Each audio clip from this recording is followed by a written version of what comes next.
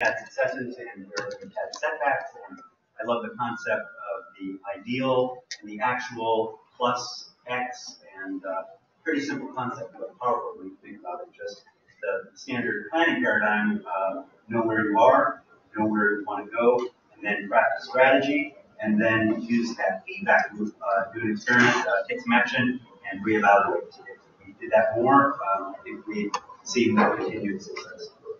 So carrying on, a lot of the themes that Sarah brought up, I'll reiterate or reinforce. As you can see by my insanely long title, I'd like to use this opportunity to talk about collective impact and the role it and adaptive management have in our green infrastructure networks here in the region and in our respective communities. The photo you see there is an artist's rendering of a very critical component of Eugene's planning process. We're trying to reinvent ourselves and set ourselves up for the next century through the development with a strong emphasis on green infrastructure in our downtown and riverfront core. So turning what is currently a somewhat of an industrial wasteland, our old utility center, the utility yard, turning it into an inviting mixed-use area of parks and transportation nexus and housing and commercial sites. So that is our ideal self, as it were. And hearing Sarah talk about the hot pot gets me thinking I've once heard green infrastructure versus gray infrastructure described in terms of a hot roast. And the classic paradigm of straight out of the joy of cooking, a big slab of meat with a parsley garnish along the side, and we're trying to shift that paradigm to a wholesome salad with mixed greens and more helpful array of items with some meat or protein of your choice, tastefully and installed to complement things. And that's really it. You can't go wholesale all at once, as Sarah mentioned. It's about slow, incremental shifts in that direction. So it's always helpful to define our terms. What exactly is green infrastructure? I know you're obviously all experts, so I won't belabor the point, but it's often good to just revisit and reframe it. So when we think of green infrastructure, it's often a bioswale. Here we have trees in a parking lot area. We have a green roof at a service station. We have an upland forest with a trail. We have a long line of street trees, dense overhead canopy cover. We have restored slough adjacent to the Willamette River. We have a reclaimed gravel pit, and now a very active alternative transportation area with restorative planning going on. And last but not least, we have a bioswale adjacent to the school. So all various examples or modalities of green infrastructure.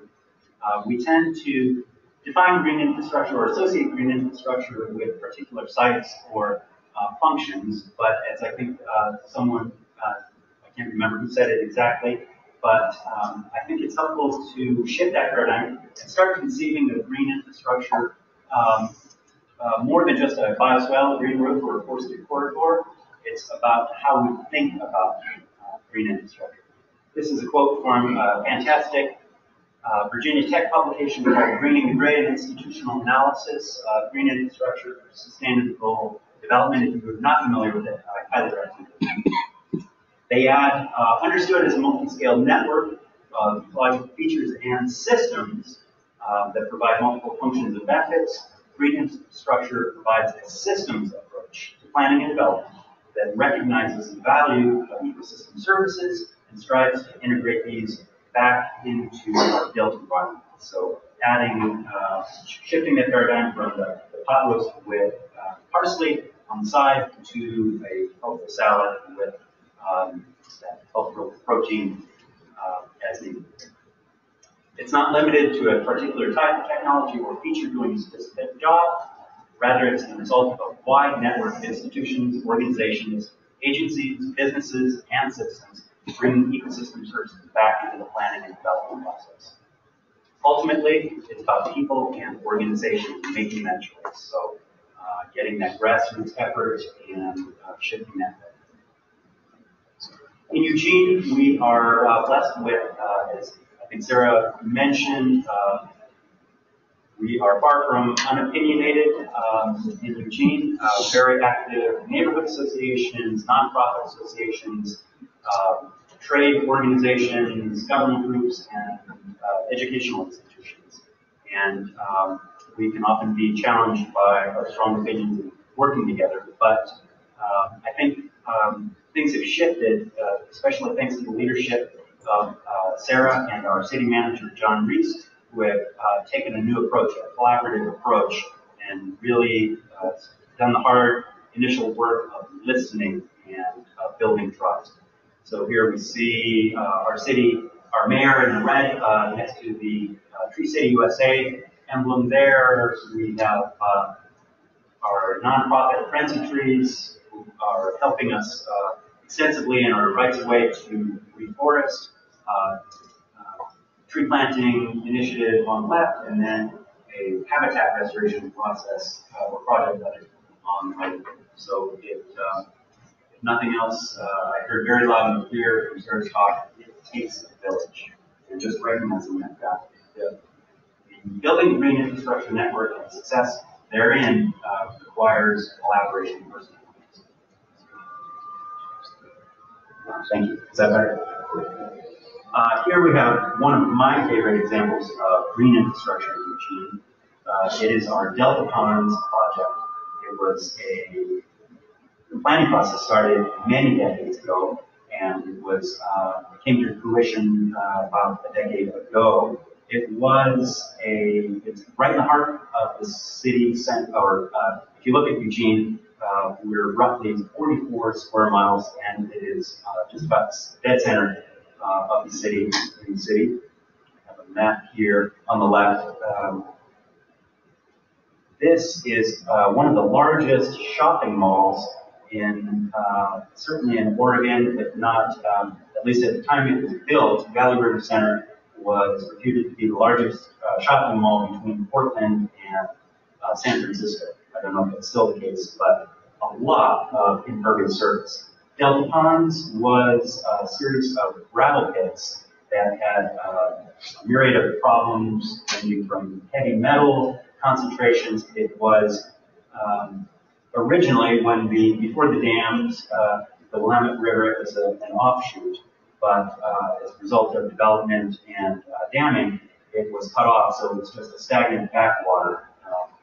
Not very valuable by way of habitat, certainly not a ecologically vibrant area or vital area, and it was more of a community liability than an asset.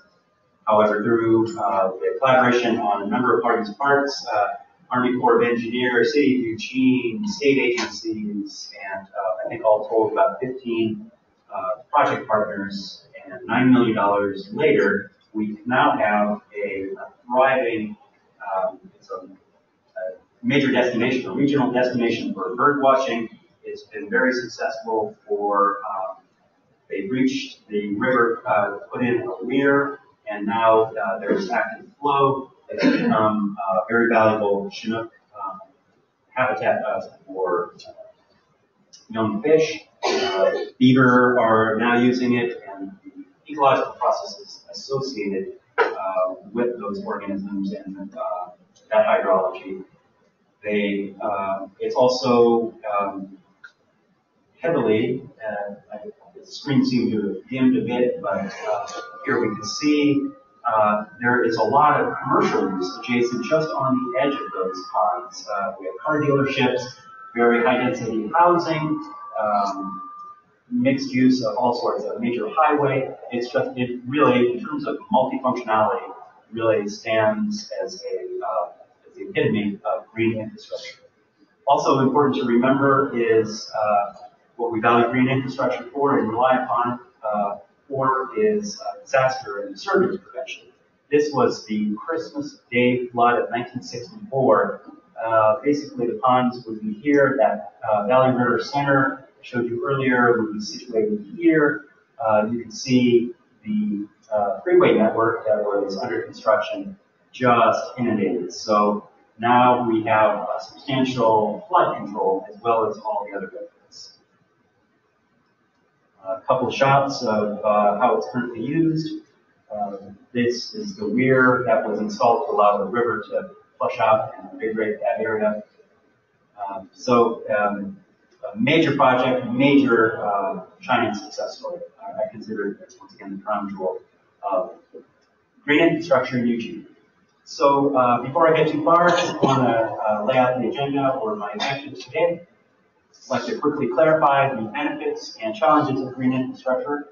I know you're all very familiar. I won't belabor the points, but just always good to reframe and define or clarify our understandings. Secondly, I'd like to provide a brief summary of the collective impact framework. I suspect that all of you, or at least many of you, are already familiar, so I won't belabor it. I'll just try and string it together. And then lastly, talk a little bit about adaptive management principles. All this is with a view to initiating a discussion. As many folks have already said, our ultimate goal is to create an ongoing discussion and brainstorming session. One party, one organization can't do it all. It's only when we get that cross-pollination going on that substantive results occur. So, quick laundry list of potential green infrastructure benefits. Improved ecosystem functioning and services. We've seen that with the Chinook success, and once you get things going, Mother Nature does the rest. Improved resilience to natural disturbances and disasters. We've seen a lot of flooding and landslides and wildfires in the news lately, and we can be sure that it's just going to be ever increasing. Improved community health, and that's both mental and physical. Improved economic vitality. Enhanced opportunities for recreation, tourism, and alternative transportation.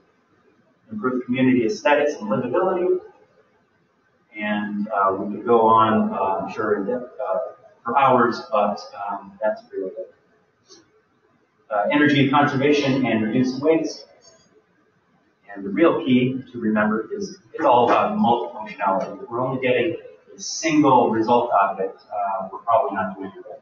And the value, the true value of green infrastructure is its ability to work with natural processes rather than fight these. That's where we really get the ROI or return on investment. Quick summary of some of the challenges we commonly see. In my estimation, or from my standpoint, our current challenges with GI tend to be more cultural than technical. As someone said, they tend to be wicked problems rather than complicated, merely complicated or team problems. They're not linear or mechanical issues that are holding us back. It's getting that consensus and making that paradigm shift. It appears that most of the significant problems are related to a lack of coordination or consensus and a lack of information flow among the various partners and stakeholders.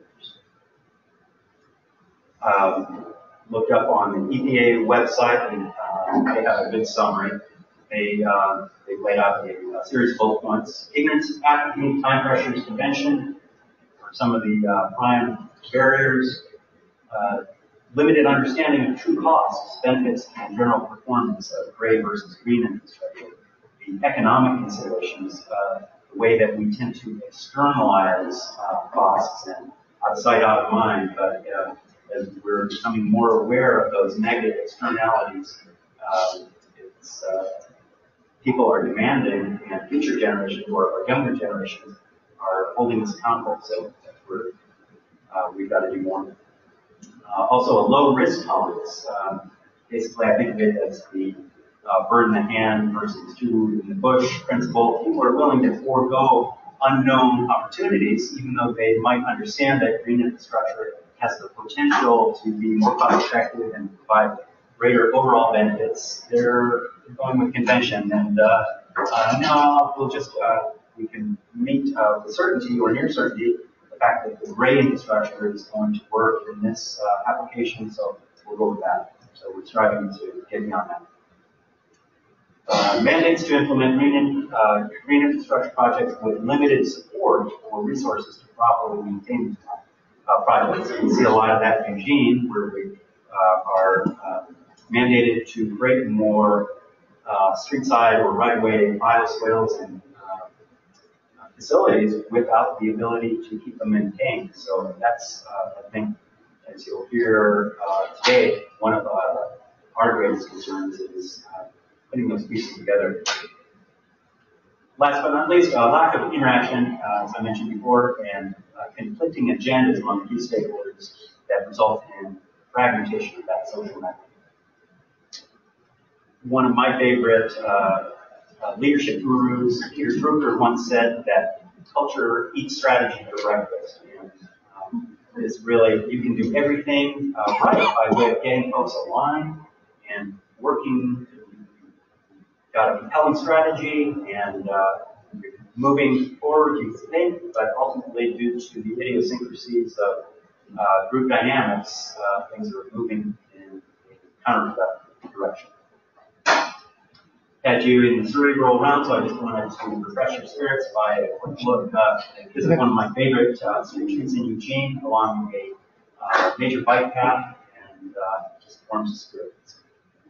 Provides needed respite from cerebral monotony. So now that you've had a little of that back into that, we'll move to the discussion of the collective impact. Hopefully doing serious injustice without oversimplifying it, but I'm, as I mentioned, certain that most of you are probably aware of it. It strikes me as somewhat funny that such an ancient concept of basically working together and having a group of individuals that can do more together than alone, basically the notion of a confederation, as we saw thousands of years ago, the Greek city-states recognized that they could do more together than alone. It's hard to believe that in 2011, more could be done, a treatise or an article could be written that would be so revolutionary, but I think it's fair to say that this article has shaken things up and helped clarify some pretty basic concepts. What it really boils down to is recognizing that there are three basic types of group impact. On the top left there, you see unaligned or isolated impact. Although it's a group effort, it doesn't have the focus and the ultimate, it doesn't bring about the results that we're striving for because there's no alignment. On the right, we have collaborative impact. We see that a lot, but it lacks the focus and the impact that the bottom model is what demonstrates and what we are striving for. Pretty simple concept that boils down to 5 basic elements. Those elements are having a common agenda, having a shared system of measurement and shared metrics, having mutually reinforcing activities, continuous communication, and backbone support. What those involve, we'll put them into a green infrastructure context. If we can come up with a common understanding of the problem and a shared vision of change that just makes sure similar to what Sarah talked about, getting folks in the room, not in an actual circle, kind of banding together and sharing your worst fears and your aspirations, getting in touch with your actual self and your ideal self or your green infrastructure objectives, and then crafting a joint strategy. The second component is what I'm really focused on in my work. Here I'm tasked with managing the urban forest, but yet I don't feel that, despite all the work I've done to quantify the ecosystem services, the benefits, and the current state, I don't feel as though I have the solid enough, I don't have the data that I need to make informed decisions and to, in turn, communicate those data to the public. So really working to bolster with the new technologies available, LiDAR and big data systems to collect that data and have it reinform our work or inform our work, and then getting shared understanding of those data so that we can move forward. Also important is having differentiated approaches and coordination through a joint plan of action, mutually reinforcing activities, having a diverse set of skill sets and perspectives to make sure that you're not just going down a radical or the wrong direction without others to bring you back into the right direction. Continuous communication, that speaks for itself, but consistent and open communication, and as Sarah mentioned, a focus on building trust is so important. Last but not least, having backbone support, having professional staff, separate organizations with dedicated staff and resources and skills to bring folks together and to provide that context that is needed for long-term projects. What we'll often see is a lot of enthusiasm at the onset of a project, but then through a lack of focus and resolve, things can scatter. So putting it all together, nothing super revolutionary, but I had an aha moment about 2012 when I saw it so simply presented and realized if we can, in our various efforts, really make use of these apply these concepts, we will get so much farther down the road. As compelling as that system is, I think that Kanye and Kramer implied that there would be a constant feedback loop, but as we've seen in the last couple of years, time is speeding up. The world is becoming far more complex. The rate at which communication occurs, the public's attention span is diminishing, so things are happening at an ever-increasing rate, and we need to stay flexible, whether it's responding to weather situations or political situations or whatnot. So I feel that incorporating and stressing adaptive management, adding that to the collective impact framework would really benefit us in our various GI endeavors. Adaptive management is basically learning by doing or learning to manage by managing to learn. It's that feedback loop and just making sure that we're conducting active experiments, either active or passively managing, and then having that reinform our management approach. What it boils down to, for me, is having tactical and strategic knowledge systems come together and provide GI managers and scientists and researchers with opportunities to inform one another and stimulate growth and learning. That's, in essence, why we're here today. I think we need to integrate local and scientific knowledge into EMP guidelines. The folks in the field have a lot of practical experience that is often discounted or not captured and doesn't get back to researchers, and vice versa. I think we need to incorporate new tools which GI managers can use to monitor, evaluate, and share the outcomes of management actions. That's where the GIS systems are so great to be able to say, this is what we have, and then to monitor over time, and then provide information to the decision makers, to the general public, and to our various stakeholders. Continually capturing new information gained through research from scientists and researchers, and then using the adaptive management monitoring process to, once again, provide that full cycle. And then, last but not least, transform this new data and information into useful knowledge to, in turn, expand our EMPs. So, combining the collective impact and adaptive management principles, to my mind, it reminds me of a murmuration of starlings, where it's almost a elevated level of consciousness. The individuals playing part, it's almost like a brain, a neural pathway where things are really connected and those connections are activated with just semi-miraculous process. That's definitely what I strive for, that ability to make near instantaneous adjustments as needed and to tap into that collective impact model. So to summarize, green infrastructure is definitely one of the best tools that we have for fighting social, ecological, economic fragmentation and collapse in our communities.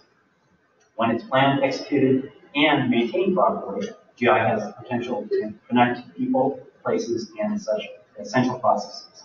Those processes can be ecological or social. I would say that in order for GI to be successful, we need to collaborate at all levels and throughout various sectors. We have to be well organized and well adapted to changing conditions.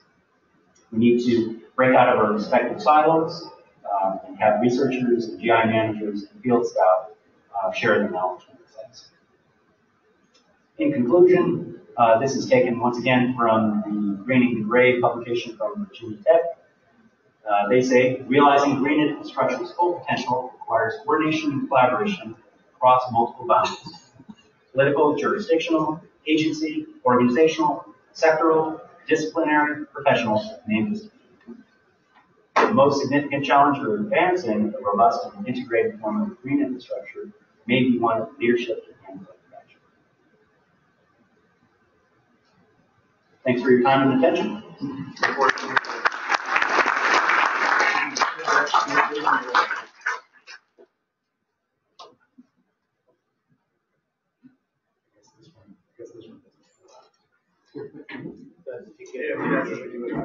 Okay. Anyway, thank you, Scott. So I believe we do have a few minutes for questions, conversation before break. Is that right? Yes, Scott wanted to answer. No.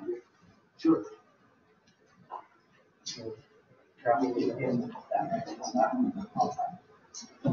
And this may be a slight tangent we can take off to the side, but with the tree inventory for sustainable development along with tree safety and community development that way, what have been some of your assessments, especially with aging trees and tree safety and having to do either removal of trees and working with the community that way, and then replanting of trees that will withstand the urban development?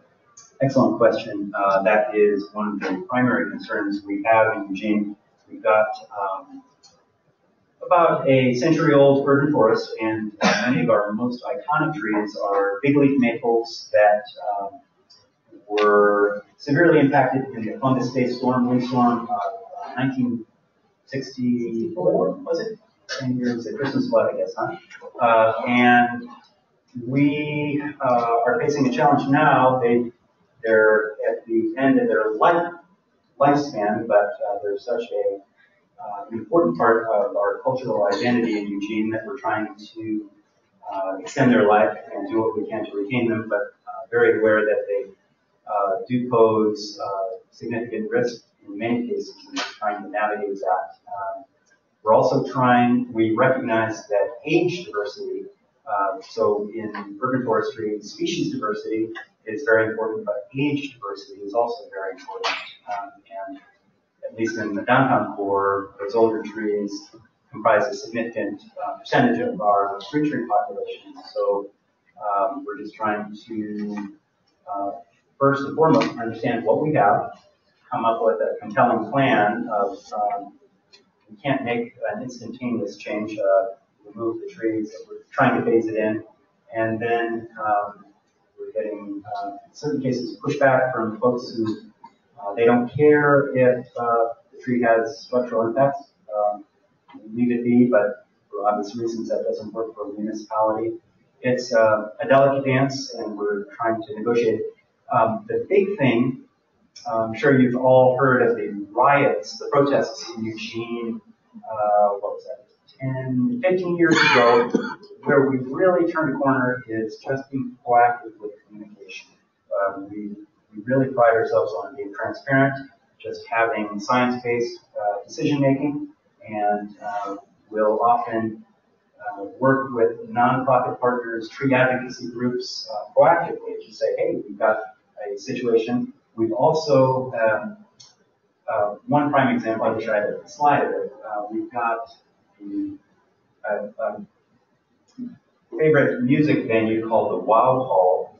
Perhaps some of you know that it was Woodsman of the World Hall in downtown Eugene, and they have a couple of very senescent big leaf maples that have major decay pockets, and the city, various folks said this far exceeds our risk tolerance. They need to be removed, but there was such pushback in our discussions that we said, okay, how can we make things safe for the public first and foremost, but also honor the desire of the adjacent property owners to retain the trees. And so after some work, we allowed them to assume risk of those trees and come up with a plan that we had to approve, but they engaged their own private consultants and arborists to assess the trees, do the needed work, and prune them as needed. But so we didn't have the resources of it. It's what it really boils down to. We, the city, could have made those trees safe, but to the tune of thousands of dollars and extrapolated over the whole urban forest, just an untenable approach. It's put in terms of human life support. Yes, we could keep that person alive, but for the whole population, we've got to benefit the whole community, not just a certain subset of trees. So I made it straight from your original question. We're in a similar situation because we have 80-year-old cottonwoods that are probably out, Yes. but they're iconic, and some of them are as massive as these trees as the tables. Yes. But people do not cut down like trees, but yet some of them are breaking and everything else. So I'd love to talk to you more in the hours ahead to share some of the strategies. So dialogue, first and foremost, start the dialogue. As Sarah was mentioning, the mistrust of the classic bureaucrat, with good reason. So we really strive to be authentic, to just put all our cards on the table, and people receive us much better, and that's been responsible for a lot of success. I think we have time for one more question. Do you have anything? Come your way. Yeah, I'm interested in the collective impact approach. Where do you put leadership in that? Who steers the boat? Excellent question. So I toyed with the possibility of adding yet another concept, the concept of responsible stakeholder leadership. And I think what it boils down to quickly answer your question, is leadership is not a top-down endeavor. It's, if anything, a bottom-up or lateral. It's all. It's at all levels. So to be a responsible leader means at every step of the game considering the triple bottom line. So not just the traditional bottom line of getting results in the here and now, but considering future generations, considering alternate viewpoints and priorities, and coming up with a solution that benefits all of those. So stakeholder leadership is a vital part of that whole. The success of that paradigm depends on robust stakeholder leadership, good listening, good involvement, and not just an autocratic approach. Okay, thank you very much.